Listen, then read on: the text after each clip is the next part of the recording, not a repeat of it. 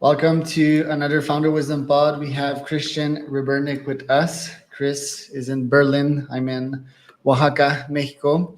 He's the founder, CEO, and Chancellor at Tomorrow University of Applied Science.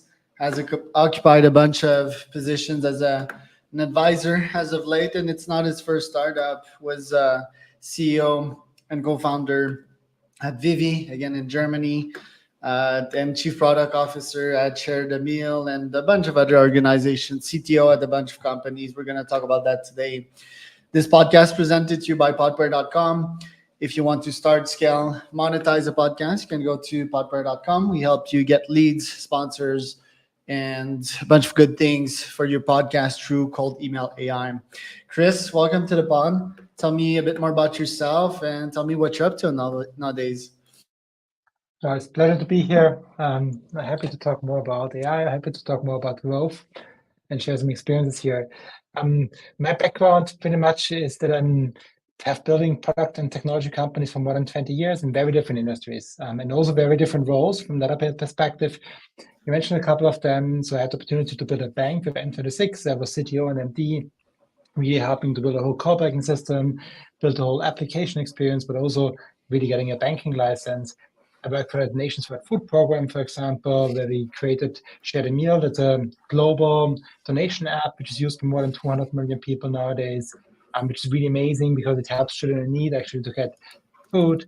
And one of the latest things what I did was I found a Vivi digital health record here in Germany. We have a system as well, which where we serve together 37 health insurance companies, actually 20 million people.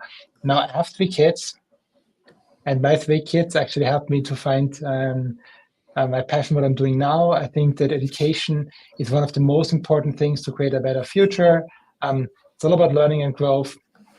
But then on the other hand side, my kids have been in homeschooling in the pandemic. And one of my oldest one, he fell asleep actually during a class because it was just so boring. That was reminding me of my own experience in school, but also in university. And I thought so much has changed since my time when I was growing up, and education has not. And I think also I have had the opportunity to create so many companies which have been very customer centric and always about the learner and the customer. In this case, the school systems, it's so much not about the learner. It's so much like going everybody through the same programs in the same speed. And I think this is just wrong. And this is the reason why we started Tomorrow University.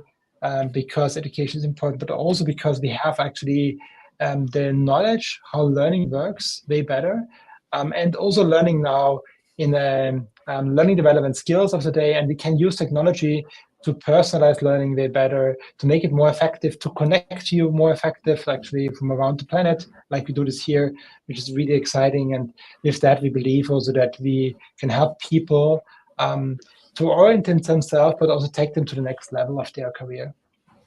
Love that. Yeah, we'll double click on the education and university that you're building right now. But I want to know in 20 years as a founder, as a CEO, what have been your top 3 lessons derived from 3 startups that you started or led? Top 3 lessons. So the lessons changed over time, depending on which situation I've been. What I learned for myself, one of the most important things when you want to build something, it's really about on the one side, really that you do something which resonates with your own motivation, with your own purpose. I think this is really key.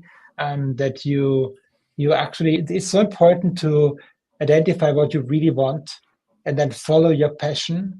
I think then even the toughest challenges become, because it's with purpose, become actually manageable, and that makes you more likely to overcome those hurdles.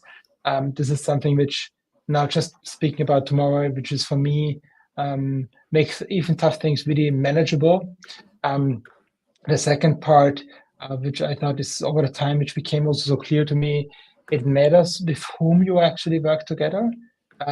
The people you're doing things together, I think you can learn skills, but typically people don't change that quickly from who they are. We can develop it, but it takes a lot of time. So for me, it matters a lot with whom I'm working together with. It's actually one of the reasons also why I founded my own company, is because for me, this matters a lot. I don't want to work with people which don't fit into my own culture, my own core values, and where we cannot align on this. Yeah. So this is, I think, the second thing which I learned to really build successful companies with whom you do it. And not about now the skills, but really like more the culture perspective. And maybe the third thing, thinking about it, thinking about innovation, and thinking about also leadership. Then it is. I think it's very. It's like a roller coaster. So there are always challenges, and there's always, I think, for me at least, too much to do. And I think one of the key parts, if there's too much to do and there are always things which go wrong, is to be satisfied with whatever there is. So that you actually, because you're working on the right purpose, but also you have the right people, I think everything what is happening is okay in that regard. Yeah. And this is so important that you, I think also from a stress perspective, yeah, that you accept more or less reality, whatever it is. And you say, hey, okay, that happened. So what can we learn and move on and looking forward to the future? But this kind of acceptance of reality, I would say, is really crucial as an entrepreneur. Maybe that's the third thing. Love it. Yeah, you've founded so many companies and have been sitting on many boards as an advisor. You're mentor for Founder Institute as well, venture partner. So you have got the opportunities to work with a lot of startups, derive a lot of lessons. Now, what led you in 2020 to start Tomorrow University? Because I've talked about that in my last podcast. I always have not this trauma with school, but this deep frustration that, like you said, it's like, do you fit in the mold or not?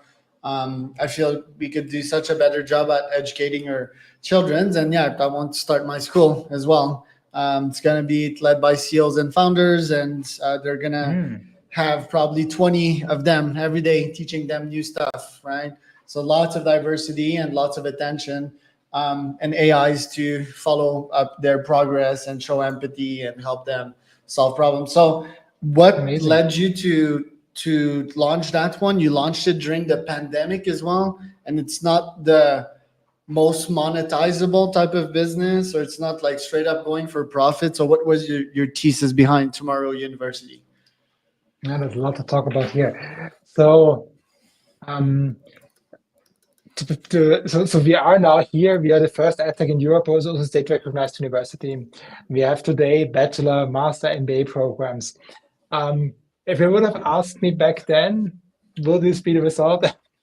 I most likely would have no clue. Yeah? This wasn't the first intent from this perspective. It really started off with just the beginning was a session with my son, really in home and homeschooling, where we were sitting just on the other side of the dinner table, and he was just in this lecture. It was about Berlin history. Berlin history, I think, is really interesting. And he was just in his chair, always like going deeper and deeper and deeper. And I was like falling asleep at one point of time, and this was hurting me just so much. Yeah, and out of this pain, I was just starting to think about education, and it made for me clear that I want to do something about this, but I didn't know at all what. Also, because my background is in technology, more creating digital products. I have no clue about education. So one of the things which I did is actually I spent a lot of time trying to find the relevant people and to learn from them. You know, what is the state of education actually? Why is it like it is today? What are the big problems actually? Is it just me that I see? I'm the only person here seeing this problem, or is it also others? Yeah, and then if this is the problem, how can we solve this? And shockingly, in my conversations, now my co-founder Thomas Funke, who is actually an educator since pretty much 15 years now, he told me, Christian, it's not that we don't know how to do it better. We know how to do it better. There's a lot of science about how learning works effectively. It's just that we're not applying it. Why? Because we have systems which are very hard to change. And he tried actually for his 15 years to change university from within. And it was always the case that you can run your own course differently within the limits of, for example, a regulatory body. But it was always that even if you move on to the next course, the system was rolling back because the education system is, it's either universities often incentivized by research. You have also the government, which gives you strict regulations. What is possible is not supporting innovation. So it's very hard to change those systems, he told me. Yeah? So out of this, and he said, okay, it is a problem. And actually, we know how to solve it. We just decided that we want to build something on a green field. Yeah. And then it was a longer journey to figure out how to do this actually, and which is the best way to start from. And during the pandemic, many universities had the problem actually of delivering online classes. Yeah? And we thought online is really great for actually two reasons. On the one hand side, it can provide you the flexibility to study from anywhere in the world. And on the other hand side, it also can connect people from around the world. And many of the problems we want to tackle, they're actually global problems. You just need to act local, but it is about global connecting and understanding. Yeah?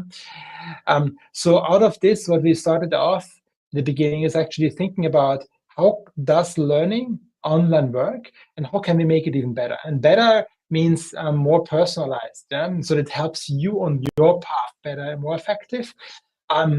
And this is where, again, technology, I'm running a class of 50 people. It's very hard to adopt to the individual. Yeah. But if I have technology like AI, I mean, you talked about outreaching, you can do a lot about personalizing and really seeing building a better bridge with AI, for example. And what we are doing as well, I think is one of the key parts was, hey, if we can use technology to personalize better, we can also create a better and faster, more individual learning experience. So out of this, we developed our own learning management system. How can you actually learn effectively? And we partnered with the Vienna University of Business and Economics, one of the top business schools here. And together with them, we developed a master program in sustainability, entrepreneurship, and technology, because these are the relevant skills, or these are very relevant skills or durable skills for creating a better future. So that's the reason why we picked those things entrepreneurial about, thinking and creating solutions. Sustainability because we want to create a better future, and then a technology because as you mentioned, it makes you maybe a better leader, makes you more effective in what you do. So that's the reason why we picked those three fields, and we created a master which you can complete online, and we partner with the university to also give you a degree afterwards. And it was important because we didn't want just to provide you online learning, but we wanted to help people have more impact. And the degree, you get a lot of credibility, and also the door opener for job opportunities. Yeah, that's the reason why we put this together, and we put a lot of effort into actually first spending a lot of nights on building the platform, but also on building that kind of partnership.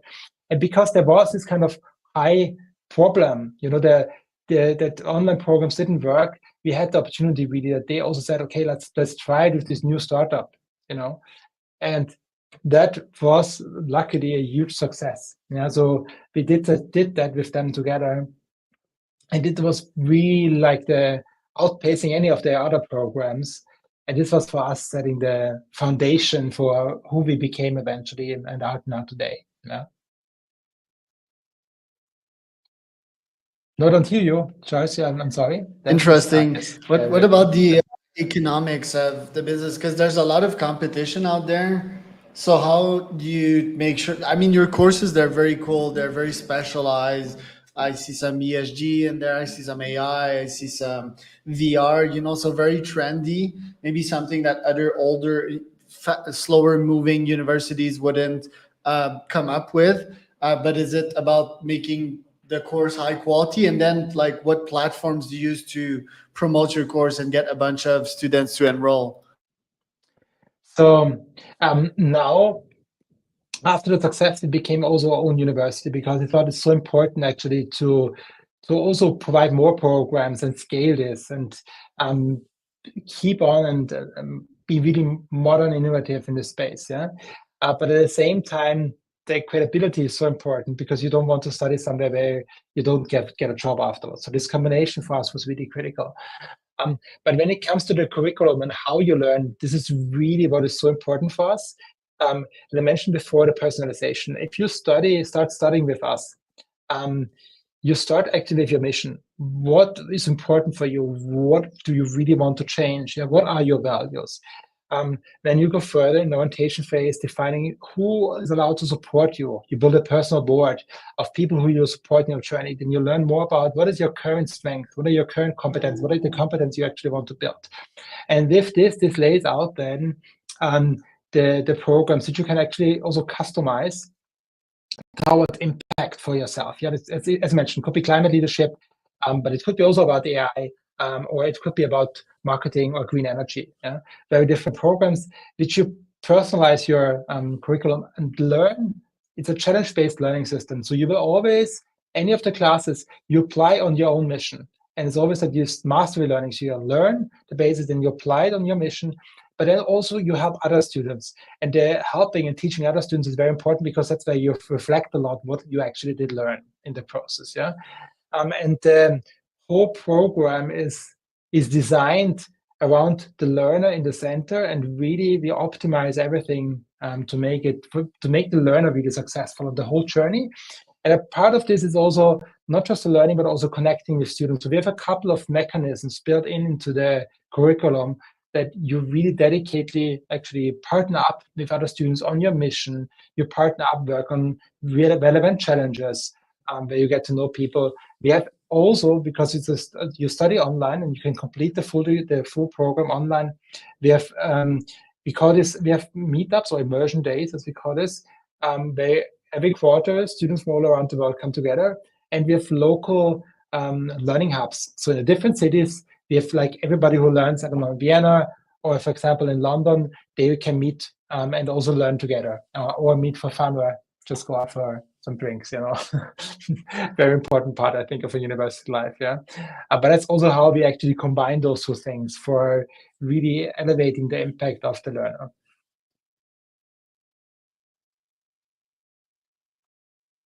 Charles, I think you're muted, so. Sorry about that. What are your top goals for this year as a CEO? Is it to raise more capital? Is it full GTM? What are your top objectives for the remainder of this year?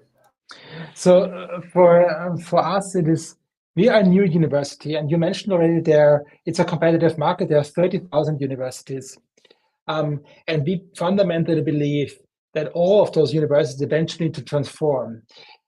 Especially because universities in the past, they had their building as a USP, for example, their location.